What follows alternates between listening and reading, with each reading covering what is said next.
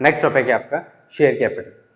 Share capital क्या होता है, हम लोगों ने बात किया था अभी कि शेयर कैपिटल मीन्स जो भी कैपिटल कंपनी अरेंज करती है अपने इन्वेस्टर से, आउटसाइडर से, ठीक है, वो कैपिटल कैसे अरेंज करती है, उनको अपने प्रॉफिट में शेयर बेचती है, यानी कंपनी अपने प्रॉफिट का शेयर होल्ड करती है और उससे जो अमाउंट कंपनी के पास में रिसीव होता है इन्वेस्टर से, और वो अमाउंट कंपनी जब अपने बिजनेस में इन्वेस्ट कर देती है तो उसको हम लोग कहते हैं कैपिटल इन्वेस्ट करिए, बट वो कैपिटल कैसे आया, शेयर्स के थ्रू आया, तो उसको हम लोग शेयर कैपिटल कहते हैं। उसी नेक्स्ट हम लोग बात करेंगे इसमें कि शेयर कैपिटल जो है वो कितने टाइप का होता है। फर्स्ट हम लोग बात करते हैं share capital, authorise, nominal, registered capital. Authorise capital, nominal capital, registered capital तीनों एक ही नेम है, तीनों ऑथराइज कैपिटल के नेम है। ऑथराइज कैपिटल जितने अमाउंट से कंपनी को ऑथराइजेशन मिल जाती है बिजनेस स्टार्ट करने के लिए, या जितने अमाउंट से कंपनी रजिस्टर्ड होती है, जितना अमाउंट कंपनी अपनी पूरे लाइफ टाइम में इन्वेस्ट कर सकती है। अब ये तो कैसे कंफर्म होगा कि लाइफ टाइम इन्वेस्ट करती है या नहीं करती है, लेकिन जब भी कंपनी का रजिस्ट्रेशन होता है या डॉक्यूमेंटेशन होता है, उस डॉक्यूमेंट में कैपिटल क्लॉज में कंपनी को कुछ एक फिगर बताना पड़ता है कि इतना अमाउंट कंपनी इन्वेस्ट करती है। अब कंपनी उस अमाउंट को कम ज्यादा भी कर सकती है, इसका लॉ होता है, इसका एक रूल होता है, कंपनी कैपिटल क्लॉज में चेंजेस करके अपने अमाउंट को कम ज्यादा कर सकती है। लेकिन जितना कंपनी ने डिसाइड कर दिया, फॉर एग्जांपल कंपनी डिसाइड करती है कंपनी 40 लाख रुपीस बिजनेस में लगा सकती है, राइट, तो इसको कहते हैं मेमोरेंडम ऑफ एसोसिएशन। कंपनी ने अपने रूल बना लिए, उस रूल में कंपनी डिसाइड किया है कंपनी 40 लाख रुपीज फ्यूचर में इन्वेस्ट कर सकती है, या कंपनी की जो रजिस्टर्ड कैपिटल है 40 लाख रुपीज है। अब कंपनी इससे ज्यादा अमाउंट इन्वेस्ट नहीं ले सकती, इतने से इस अमाउंट से ज्यादा इन्वेस्टमेंट कंपनी नहीं ले सकती। हाँ, इस कंपनी इस अमाउंट को चेंज जरूर कर सकती है, लेकिन एक बार जो मेमोरेंडम एसोसिएशन में डिसाइड हो गया और कंपनी ने अगर उसे चेंज नहीं किया तो कंपनी उससे ज्यादा कैपिटल रेज नहीं कर सकती। Amount of share capital which a company is authorised to issue by its memorandum of association, मतलब जो कंपनी जितना अमाउंट कंपनी अब फ्यूचर में इन्वेस्ट कर सकती है, इन्वेस्ट ले सकती है, या जितना अमाउंट फ्यूचर में कंपनी इशू कर सकती है, इशू करके शेयर अमाउंट ले सकती है, उसको हम लोग कहते हैं ऑथराइज कैपिटल यानी registered capital. Company can not raise their share capital, company अपनी शेयर जितना मेमोरेंडम ऑफ एसोसिएशन में डिसाइड हो गया, जितना कंपनी ने अपने रूल एंड रेगुलेशन में डिसाइड कर लिया, उतना उससे ज्यादा कंपनी इन्वेस्टमेंट नहीं ले सकती, या उससे ज्यादा कैपिटल अपने बिजनेस में इंट्रोड्यूस नहीं कर सकते। लेकिन हाँ, उस मेमोरेंडम ऑफ एसोसिएशन में चेंजेस करके कंपनी अपनी कैपिटल इन्वेस्टमेंट को कम ज्यादा कर सकती है, बट कैन इंक्रीज और डिक्रीज। बिल्कुल, ये जो शेयर कैपिटल है ये इंक्रीज और डिक्रीज हो सकती है, कुछ रूल एंड रेगुलेशन है, कंपनी चाहे तो उसको इंक्रीज और डिक्रीज कर सकती है। इसको हम लोग एक फिगर से जज करते हैं।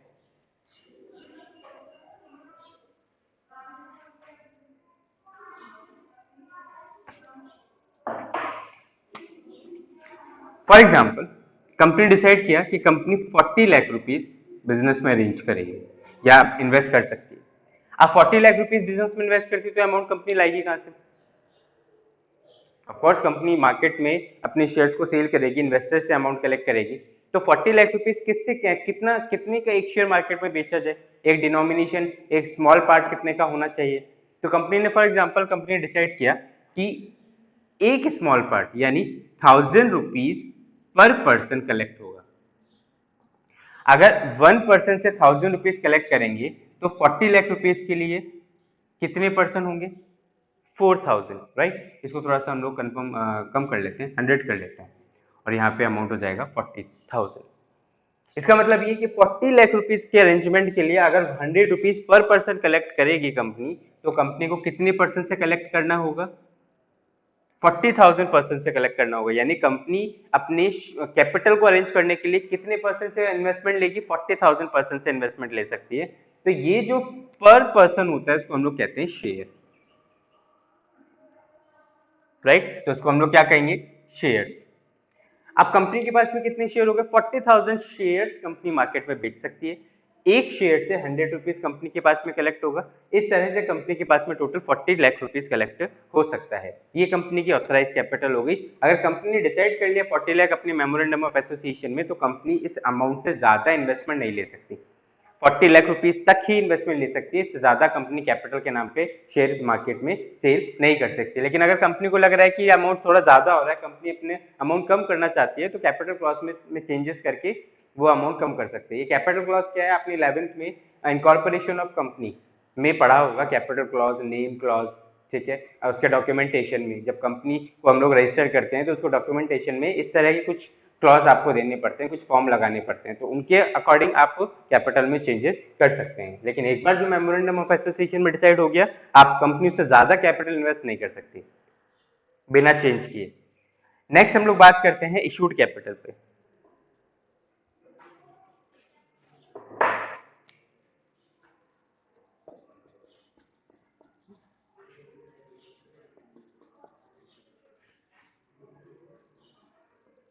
इशूड कैपिटल क्या होता है?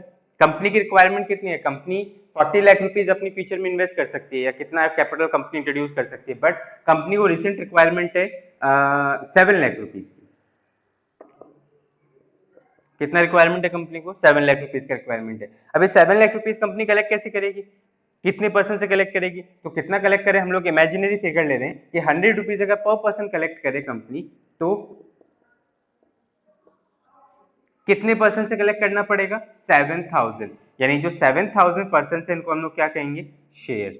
अब कंपनी को 7 लाख रुपीज चाहिए तो कंपनी को मार्केट में 7000 शेयर बेचने पड़ेंगे और उससे कंपनी को 100 रुपीज ईच के अकॉर्डिंग 7 लाख रुपीज कलेक्ट हो जाएंगे। अब इशूड शेयर क्या होता है एग्जैक्टली?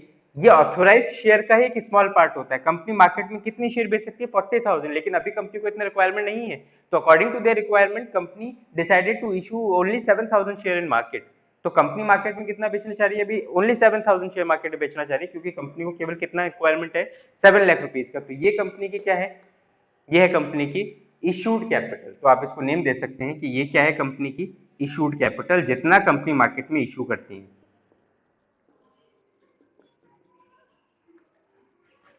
राइट। अब जो 40,000 में से 7,000 मार्केट में बेच दिया, अभी भी कंपनी के पास में कितने शेयर है? रिमेनिंग शेयर 37,000 शेयर अभी भी, 33,000 शेयर कंपनी के पास में अभी भी हैं। तो ये जो 33,000 कंपनी के पास में शेयर हैं out of 40,000 at the rate 100 each, क्या ये कंपनी ने बेचा मार्केट में? नहीं, ये कंपनी के पास अभी भी हैं, तो उसको हम लोग कहते हैं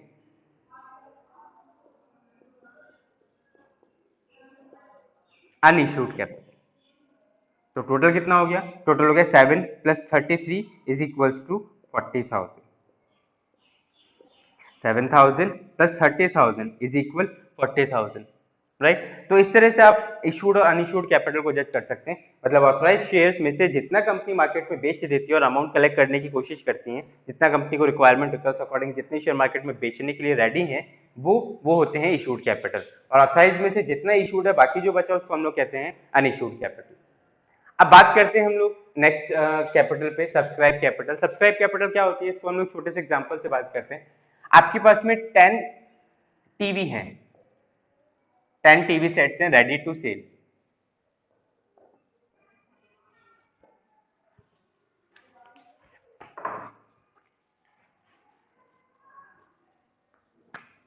आपके पास में 10 टीवी सेट्स हैं रेडी टू सेल, बेचने के लिए रेडी है, और आपने इसके लिए मार्केट में एडवर्टाइज कर दिया कि रिक्वायर्ड कंपनी के पास में, आपके पास में 10 टीवी सेट्स है और आप उनको बेचना चाहते हैं। अब क्या हुआ? एडवर्टाइजमेंट देख के एक पर्सन आया ए, उसने बोला 5 सेट मुझे दे दो। एक पर्सन आया बी, उसने बोला 4 सेट मुझे दे दो। राइट। एक पर्सन आया सी, उसने कहा पूरे के पूरे 10 सेट्स मुझे दे दो। एक पर्सन आया डी, उसने बोला 1 सेट मुझे चाहिए। राइट। तो ये आपके पास में क्या है? ये पर्सन ने डिमांड करी। क्या कर रहे हैं? पर्सन डिमांड कर रहे हैं कि जितने शेयर यानी जितने सीवी सेट्स आपके पास में है, उसमें से किसको कितना चाहिए, उन्होंने डिमांड कर लिया। अब आपने जब इनका टोटल किया तो टोटल कितना हो रहा है? 20 हो रहा है इसका टोटल। इसका मतलब है कि आपके पास है ओनली 10 सेट्स, लेकिन मार्केट से डिमांड कितनी आ गई? 20 सेट्स के लिए आपके पास में डिमांड आ गई। राइट। तो जो डिमांड मार्केट से आ रही है, यानी पब्लिक 20,000 टीवी परचेज करना चाहते हैं, तो जो भी डिमांड आपको कंपनी यानी कि पब्लिक से आ रही है, जितना पब्लिक खरीदने के लिए रेडी है, जितना पब्लिक ने एप्लीकेशन सेंड कर दिया, जितना कंपनी ने अपनी रिक्वायरमेंट बता दी, अपनी डिमांड बता दी, तो उसको हम लोग कहते हैं सब्सक्राइब।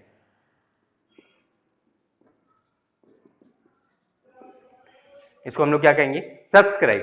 तो अभी हमने बात की थी यहाँ पे कि कंपनी के पास में कितने शेयर कंपनी बेचना चाहती है? 7,000 शेयर बेचना चाहती है। राइट। अब बात करते हैं हम लोग कि नई कंपनी है मार्केट में, बिल्कुल नई कंपनी है, राइट। अब नई कंपनी है तो कौन ट्रस्ट करेगा? अगर मेरी कंपनी नहीं है तो मेरी ग्रोथ पे कौन ट्रस्ट करेगा? आप मेरी कंपनी में इन्वेस्टमेंट करने पे थोड़ा सा हेजिटेट होंगे। तो नई कंपनी है, मैंने मार्केट में पब्लिश कर दिया कि 7,000 शेयर मुझे बेचने हैं, तो रिक्वायर्ड पर्सन, जो भी पर्सन इंटरेस्टेड है वो परचेज कर सकते हैं। तो पता लगा मेरे पास में केवल 4,000 शेयर्स के लिए डिमांड है। 7,000 में से मेरे पास में केवल 4,000 शेयर्स के लिए डिमांड है, कि पब्लिक ने केवल 4,000 शेयर के लिए, शेयर को परचेज करने के लिए मुझे एप्लीकेशन सेंड की है, राइट। तो ये जो 4,000 शेयर्स के लिए मेरे पास में demand I at the rate 100 each, ये एक कैटेगरी है। सेकंड कैटेगरी क्या है? सेकंड कैटेगरी है कि मार्केट में मुझे लोग जानते हैं, कभी प्रॉफिट कभी लॉस मेरी कंपनी में चलता रहता है, ठीक है। तो 7,000 शेयर मैंने मार्केट में बेचने के लिए एडवर्टाइज कर दिया, और वो कंप्लीटली 7,000 शेयर्स के लिए डिमांड आ गई एग्जैक्ट, और मेरे पूरे के पूरे शेयर बिके गए, ना कम ना ज्यादा। यहाँ पे क्या हुआ? शेयर कम की डिमांड आई, यहाँ पे एग्जैक्ट सेम फिगर की डिमांड आई। मेरी मार्केट में रेपुटेशन बहुत अच्छी है, बहुत अच्छा मेरा ग्रोथ है, और रेगुलरली इंक्रीमेंटल प्रॉफिट में मेरा ट्रेंड जा रहा है, राइट। तो जैसे ही मैं शेयर निकालूंगा, हो सकता है डिमांड ज्यादा है, जैसे इस तरह से।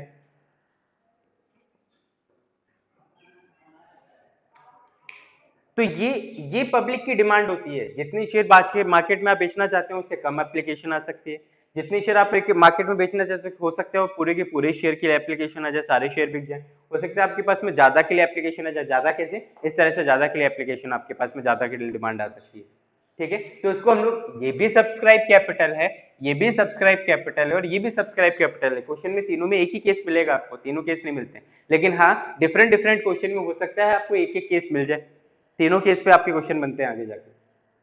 अब इनको हम लोग किस नेम से जज कर सकते हैं, करते हैं, और क्या नेम देते हैं इनको?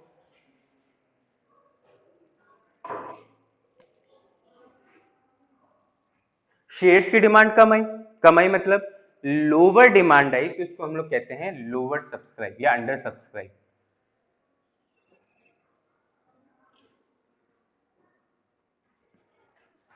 7,000 शेयर आप बेचना चाह रहे थे, यहाँ पे हम लोगों ने एक इमेजिनरी फिगर लिया था, 7,000 शेयर हम लोग बेचना चाह रहे थे, कंप्लीटली 7,000 शेयर मार्केट में बिक गए हैं, सेम फिगर के लिए डिमांड आ गई है, तो उसको हम लोग कहेंगे fully subscribe.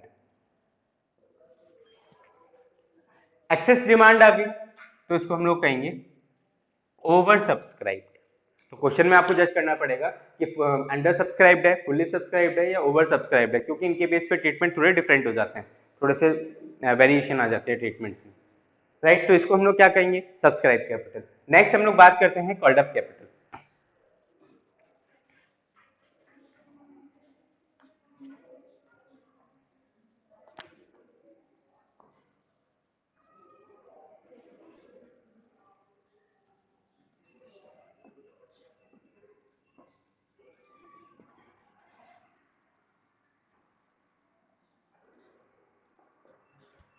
Called up capital क्या होता है? कॉल्ड अप कैपिटल ये होता है कि कंपनी कितना कॉल करती है। कॉल करने का मतलब क्या होता है? कॉल करने से मतलब ये होता है कि ये जो भी 100 रुपीज ईच अमाउंट है, ये क्या है? शेयर का एक स्मॉल डिनोमिनेशन, शेयर की वैल्यू। इस शेयर की वैल्यू को हम लोग नेम देते हैं फेस वैल्यू। क्या कहते हैं इसे? Face value. कई बार क्या होता है, कंपनी फेस वैल्यू कंप्लीटली नहीं मांगती। कैसे? ये मार्कर है, राइट। मैंने आपको मेरा शेयर, मैंने आपको मेरा मार्कर आपको सेंड कर दिया, सोल्ड कर दिया, इसकी वैल्यू 30 रुपीज है। मैंने आपको 30 रुपीज का मार्कर दे दिया, अब आपको मुझे 30 रुपीज देना चाहिए, राइट। तो मैंने आपसे केवल 20 रुपीज रिसीव किया, 10 रुपीज अभी भी मैं रिसीव करूंगा, लेकिन मैंने आपको मना कर दिया कि 10 रुपीज आप मुझे अभी ना दें, 10 रुपीज ना दें। और मैंने आपसे कितना रिसीव किया, कितना कॉल किया, फेस वैल्यू जो इसकी प्राइस थी एग्जैक्टली, उस प्राइस में से केवल 20 रुपीज मैंने कॉल किया, 10 रुपीज अभी कॉल नहीं किया, और आप ये मार्कर ले गए। तो जब जैसे मैंने आपको मेरा मार्कर बेचा, तो हम लोगों के बीच एक में एग्रीमेंट हो गया कि जब भी मैं कॉल करूंगा वो रिमेनिंग 10 रुपीज आपको मुझे देने पड़ेंगे। आप रेडी हो गए और आप ये मार्कर ले गए, आपने 20 रुपीज मुझे दे दिया, राइट। अब फ्यूचर में, अच्छा इस केस को क्या कहेंगे हम लोग?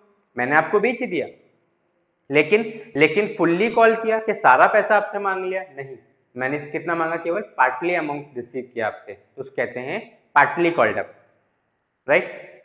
अब डिस्कस करते हैं हम लोग आगे क्या मतलब इसका। उसके बाद में फ्यूचर में मुझे रिक्वायरमेंट आई, फ्यूचर में मुझे एक्सेस लॉस आया, और मैंने आपसे 10 रुपीज अमाउंट कॉल कर लिया और वो 10 रुपीज़ मैंने अपने बिजनेस में इन्वेस्ट कर दिया, किसी भी अमाउंट में या किसी भी ट्रांजेक्शन में मैंने उसको यूज कर लिया, ठीक है। तो ये कंपनी के बीच में ट्रांजेक्शन हो सकता है। कंपनी आपको 1,00,000 रुपीज के शेयर बेच रही है, आपको 1,00,000 रुपीज देने होंगे, लेकिन एग्रीमेंट के अकॉर्डिंग कंपनी ने आपसे केवल 80,000 रुपीज रिसीव किया, 20,000 रिसीव नहीं किया, उसको रिसीव नहीं किया, उसको किया सेव करके रख लिया, आपके पास वो अमाउंट सेव है। कंपनी को जब जरूरत होगी कंपनी वो अमाउंट कॉल कर लेगी आपसे और आपको उसको देना पड़ेगा ड्यू टू एग्रीमेंट की वजह से, ठीक है। तो हम लोग बात करते हैं कॉल्ड अप क्या होता है। फॉर एग्जांपल कंपनी ने 7,000 शेयर मार्केट में बेच दिए, एक शेयर की वैल्यू 100, यानी कंपनी के पास में टोटल 7 लाख रुपीज आने चाहिए, राइट। लेकिन कंपनी ने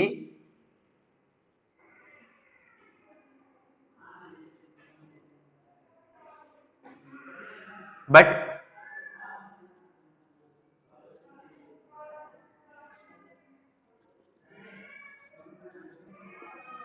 ₹70 कॉल्ड अप, यानी 7,000 शेयर कंपनी के पास में कंपनी ने सेल कर दिए, तो कंपनी के पास 100 के अकॉर्डिंग कितना रिसीव होना चाहिए, 7 लाख, लेकिन कंपनी ने अभी कितना मांगा, ओनली 70 रुपीज कॉल किया पर शेयर, यानी एक शेयर पे कितना मांगा, केवल 70। तो आप ये कह सकते हैं कि कंपनी के पास में टोटल कितना अमाउंट रिसीव होने वाला है, कंपनी के पास में टोटल अमाउंट रिसीव होने वाला है 7,000 शेयर पे according to 70 rupees is equal 4,90,000 rupees, यानी कंपनी ने 7 लाख के शेयर आपको दे दिए, लेकिन अभी कितना रिसीव किया कंपनी ने, 4,90,000 रुपीज। और अभी भी कंपनी को कितना रिसीव करना बाकी है, 7,000 मल्टीप्लाई बाय 30, जो कंपनी ने कॉल किया ही नहीं, मांगा ही नहीं शेयर से, शेयर होल्डर से, यानी 2,10,000 रुपीज, तब जाके टोटल कंपनी के पास में 7 लाख रुपीज रिसीव होगा। तो कंपनी ने क्या किया, कितना कॉल किया, केवल 70 रुपीज ईच कॉल्ड अप है। तो जितना फेस वैल्यू में से कंपनी रिसीव कर लेती है, कॉल करती है, रिसीव नहीं करती, फेस वैल्यू में से जितना कंपनी शेयर होल्डर से कॉल कर लेती है उसको हम लोग कहते हैं, यानी इस केस को हम लोग कहेंगे कॉल्ड अप, यानी फेस वैल्यू से जितना कंपनी ने शेयर होल्डर से कॉल कर लिया, मांग लिया, उसको हम लोग कहते हैं कॉल्ड अप कैपिटल। तो इस केस में कॉल्ड अप कैपिटल कितना है, 4,90,000 रुपीज। अब बाकी बाकी जो 7,000 मल्टीप्लाई बाय 30, इसका क्या करें, क्या कंपनी ने मांगा, शेयर में अगर रिक्वायरमेंट होगी तो कंपनी ये अमाउंट शेयर होल्डर से कॉल कर लेगी, तो ये है uncalled up, uncalled up capital, right. तो फेस वैल्यू में से जितना कंपनी शेयर होल्डर से कॉल करती है उसको हम लोग कहते हैं कॉल्ड अप, और जितना बच गया उसको हम लोग कहते हैं अनकॉल्ड अप। अनकॉल्ड अप का क्या रोल है, मैंने बताया कि फ्यूचर में अगर कंपनी को रिक्वायरमेंट होगी तो कंपनी इस रिक्वायरमेंट के लिए इस अमाउंट को कॉल कर लेगी और शेयर होल्डर को वो अमाउंट देना होगा, तो उसको हम लोग कहते हैं कॉल्ड अप कैपिटल। नेक्स्ट हम लोग बात करते हैं पेड अप कैपिटल। नाम से पता चल रहा है पेड अप, तो पेड अप का मतलब क्या है, जितना पे हो गया, किसको पे हो गया, कंपनी को जितना पे हो गया।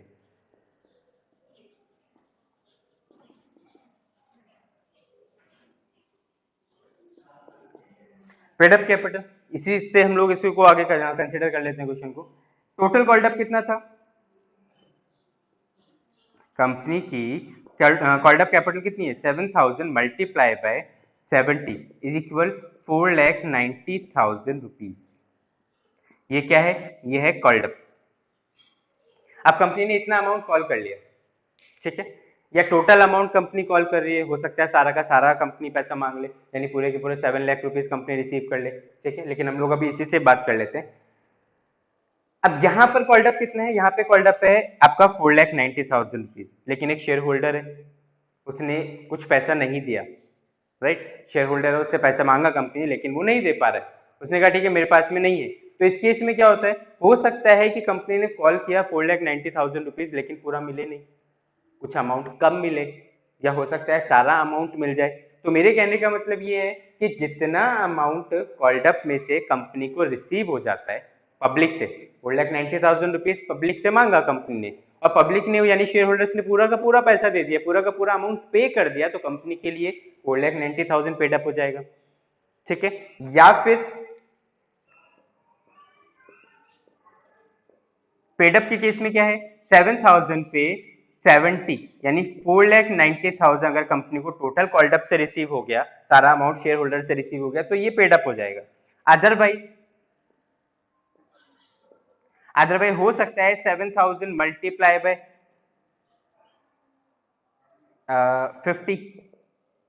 350,000, तो कंपनी के लिए ये पेड अप हो जाएगा। जितना मतलब कहने का मतलब ये है कि पेड अप अमाउंट कितना भी हो सकता है इक्वलेंट टू कॉल्ड अप हो जाए। जितना कंपनी ने कॉल किया सारा का सारा पैसा मिल गया तो उसको हम लोग पेड अप कह देंगे। जितना कंपनी ने कॉल किया थोड़ा पैसा कम मिला, जैसे कि ये फिगर मैंने यहाँ पे ले लिया, तो हो सकता है कि किसी भी रीजन से शेयर होल्डर ने पैसा नहीं दिया तो ये कॉल्ड अप हो जाए, पेड अप हो जाएगा। तो जितना अमाउंट पब्लिक से रिसीव हो जाता है out of paid called up capital, उसको हम लोग कहते हैं paid up capital, right. Next हम लोग बात करते हैं